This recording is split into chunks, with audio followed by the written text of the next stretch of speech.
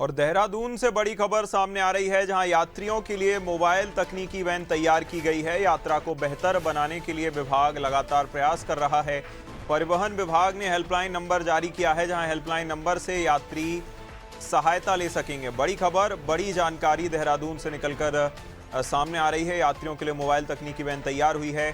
सोनू सिंह लगातार हमारे साथ बने हुए हैं। सोनू, देखिए, कुछ तस्वीरें जब चारधाम यात्रा शुरू हुई तो निकलकर सामने आई कि मेडिकल फैसिलिटीज कुछ उस तरह की लोगों को नहीं मिल पा रही जो लोग चाहते थे या फिर परेशान होना पड़ा। ये जो मोबाइल वैन है, ये कितनी कारगर है और कितनी मदद कर सकेगी ऐसे लोगों की?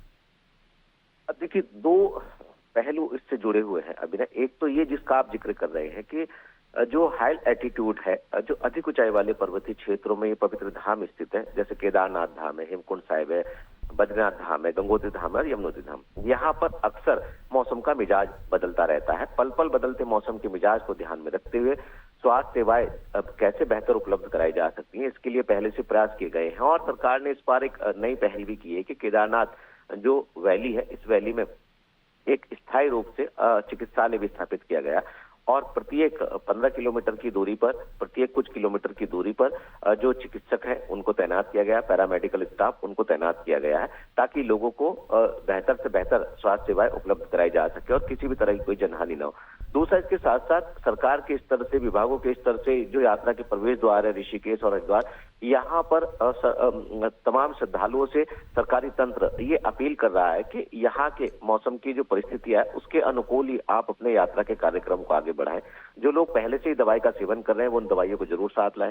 चिकित्सक की परामर्श के बाद ही यात्रा प्रारंभ करें और जहां पर सरकार की गाइडलाइनों के तहत ठहरने की व्यवस्था है वहां पर आप ठहरें, क्योंकि मैदानी क्षेत्रों का तापमान कुछ और होता है, पर्वतीय क्षेत्रों का तापमान कुछ और होता है। ऐसे में अपील की जा रही है। इसके साथ साथ ये भी प्रयास किए जा रहे हैं विभागीय स्तर पर कि जो निजी वाहनों से लोग आते हैं उनकी वाहन यात्रा मार्गों पर अगर खराब होती है तो उसके लिए भी हेल्पलाइन नंबर और टोल फ्री नंबर जारी किए जा रहे हैं। बिल्कुल, चाहे सुरक्षा का आयाम हो या आने जाने की सुविधा हो या फिर आवागमन में कोई बीच में परेशानी ना आए, इसको लेकर लगातार जो है सरकार प्रयास कर ही रही है। तमाम जानकारी के लिए बहुत शुक्रिया सोनू।